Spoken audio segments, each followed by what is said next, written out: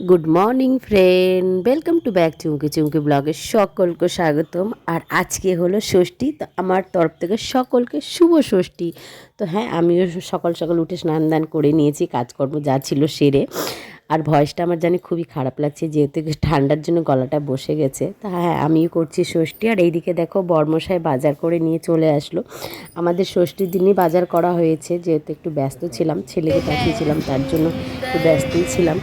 তো যাই হোক, ষষ্ঠীর দিনই বাজার করা হয়েছে। আর আমি স্নান দান কাজ কমপ্লিট করে কিন্তু আমি দোকানে চলে এসেছিলাম, যেহেতু একটু দোকানে কাজ ছিল। তারপরে আর কি দোকান থেকে বাড়ি গেলাম, বাড়ি গিয়ে দেখছি সমস্ত জিনিস রেডি করে রেখেছে আমার শাশুড়ি মা, সব কিছু রেডি করে রেখেছে বরমশাই আর শাশুড়ি মা মিলে।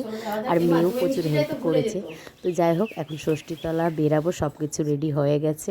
আর এখানে আমরা বেরিয়েও পড়েছি ষষ্ঠীতলা যাওয়ার জন্য। ষষ্ঠীতলাতে প্রচুর প্রচুর ভিড় ছিল গাইস।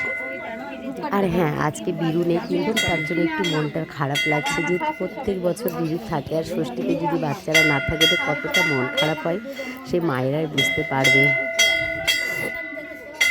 ভয়েসটা তো একদমই নষ্ট হয়ে গেছে গাইস, কিছু করার নেই, বাট একটু অ্যাডজাস্ট করে নিও তোমরা। আর এদিকে শাশুড়ি মা এক এক করে সব দেখিয়ে দিচ্ছিলো আর আমি করছিলাম। আমি প্রত্যেক বছরই যাই, প্রত্যেক বছরই করি, বাট আমি ভুলে যাই, তো শাশুড়ি মা সব কিছু দেখিয়ে দেয়, বলে বলে দেয়। আর এখানে ছিল শিব ঠাকুর নন্দী, এখানেও আমি পুজো দিয়ে নিলাম। আর এটা হলো আমাদের বাগান কালী, বাগান কালী খুব জাগ্রত। আর এখানে আমরা সব বাড়ি যাই পুজো দিতে। আর আজকে তো বলো না, এত এত গরম পড়েছিল। আর এখন আমার কী হয়েছে, না খেয়ে বেশিক্ষণ থাকতে পারি না, শরীর হাত প্রচুর তাপ ছিল।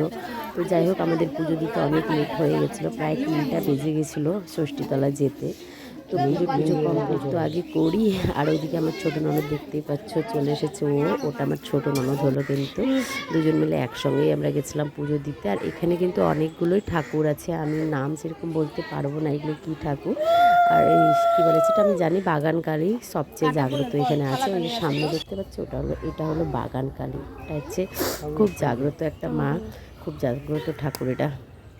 ষষ্ঠীতে কিন্তু মাকেও ডেকেছিলাম, দিদিকেও ডেকেছিলাম, কিন্তু ওরা আসতে পারেনি, যেহেতু প্রচুর গরম পড়েছিল আর এই গরমেতে বেরাতে চাইছিল না কেউ, তার জন্য আসতে পারেনি। আর আমার বাবার বাড়িতে কিন্তু ষষ্ঠী নেই, তো আমার বাবার বাড়িতে যাইনি, তার জন্যই আমি আর আমার ছোটো বোন ষষ্ঠী করি, মাদের বাড়িতে কিন্তু নেই।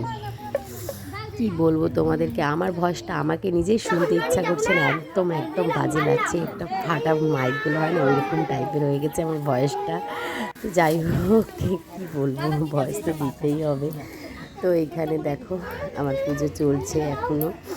আর ষষ্ঠীতলায় কিন্তু আজকে প্রচুর ভিড়, সকাল থেকেই চলছিল পূজা। আর এইখানেই বেশিরভাগ ভিড়টা হয় ষষ্ঠীতলায়। আর হ্যাঁ, কে কে ষষ্ঠী করো আমাকে কমেন্ট বক্সে কিন্তু জানাবে। আর আমি কিন্তু বেশি সাজিনি, নর্মালি সেরেছিলাম, গরমের জন্য অত সাজিনি। যাই হোক, একটু প্রসাদ বের করে নিলাম দোকানের জন্য। আর এখন চা খেয়ে, আর এখানে হচ্ছে বরমশাই দেখো লুচি ভেজে দিয়েছে তাড়াহুড়ো করে, যেহেতু আমাকে আবার দোকান যেতে হবে, কাস্টমার আসবে। আজকে পুজোর দিনে ভেবেছিলাম বাড়িতে থাকবো, কিন্তু শান্তি নেই, কাস্টমার ফোন করছে বারবার করে, ওখানে এখন চলে যেতে হবে।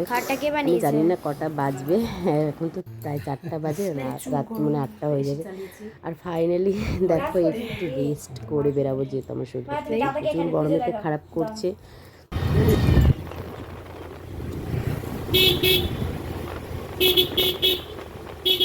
ফটো তুললো, গল্প করছিল, আর তারপর সবার সাথে দেখা করে চলে এসেছিলাম খাবার দাবারে।